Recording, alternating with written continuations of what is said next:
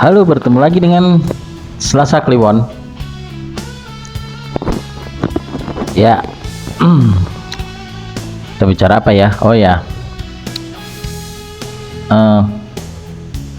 tahukah Anda pekerjaan di luar industri digital marketing atau content creator itu juga ternyata perlu loh bikin konten dan personal branding, atau istilah kerennya sekarang personal branding digital gitu ya. Soal personal branding, kalau definitif banget tuh soal personal branding hari ini sederhananya adalah aktivitas penuh kesadaran buat menyuarakan satu atau lebih nilai diri ke publik. Jadi sebenarnya pakai prinsip lawas ya, yang terkenal dengan 5W1H, diri kita ke orang lain, itu yang kita kenalkan ya. Why, when, where, terakhir how gitu ya. Kalau kita menilik dari pemahamannya, personal branding memang nggak harus selalu pakai perangkat digital sih ya, media sosial atau hal-hal yang populer sekarang ini yang sifatnya visual seperti TikTok gitu ya. Tapi memang kebetulan instrumen yang gampang dan bisa semua orang akses resource-nya adanya seperti itu, ya udah jadi dipakai aja gitu ya. Terus kenapa perlu personal branding? Nah ini, kalau jawaban aslinya mah nggak ada batasannya ya, sangat luas sekali. Tetapi mau ditujukan buat apapun, personal branding ya bisa aja. Misal mau jadi pesulap dan diundang di acara atau isi acara ulang tahun atau isi acara anniversary, bisa toh, bisa. Nah kan dia pesulap tuh general ya gitu ya. Mau jualan baju dan bikin toko, bisa juga. Mau jadi guru dan bikin kelas, nah ini yang lagi rutin gitu ya, bikin buku terus dimasukkan dalam grup ditawari kelas premium, kelas-kelas yang memang lebih spesifik lagi dalam mendalai satu niche itu tersendiri, itu lagi tren.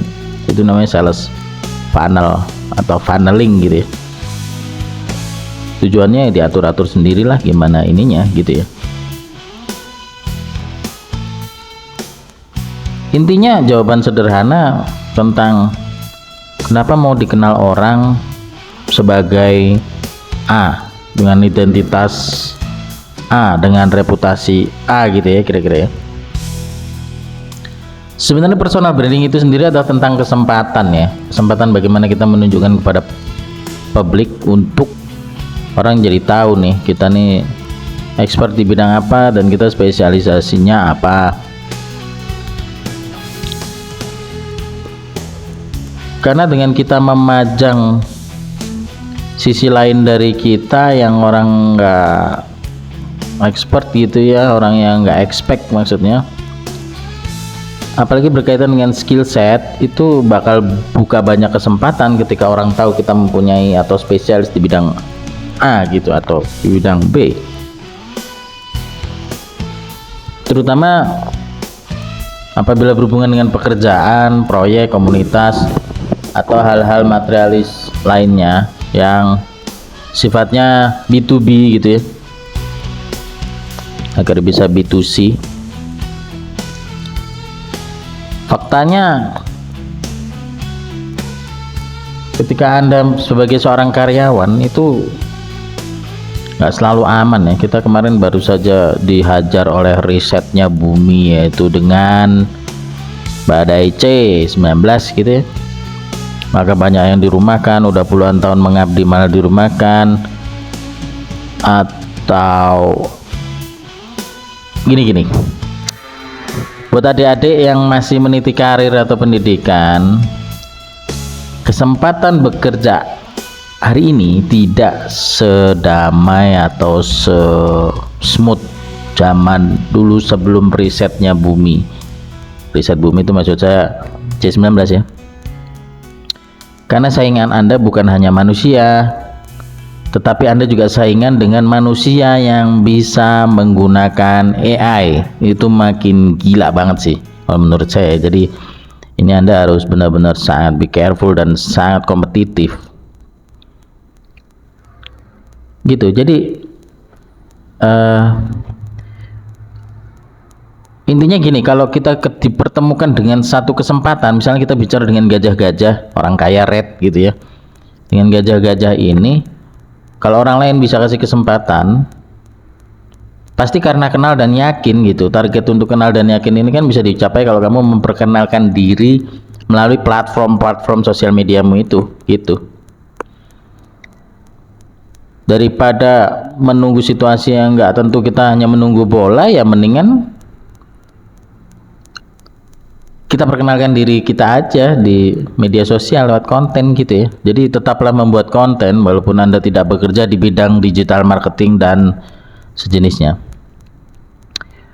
Isinya apa sih ya? Konten-konten yang bicara tentang apapun yang jadi nilai jual Anda, yang bakalan membuka peluang, memperbanyak relasi gitu sih. Jadi harus sekreatif mungkin dalam membuat konten, terutama memperkenalkan value Anda yang ingin Anda deliver ke calon customer B2B ataupun B2C gitu ya. Semoga bermanfaat. Sampai ketemu di Selasa Kliwon berikutnya. Dadah.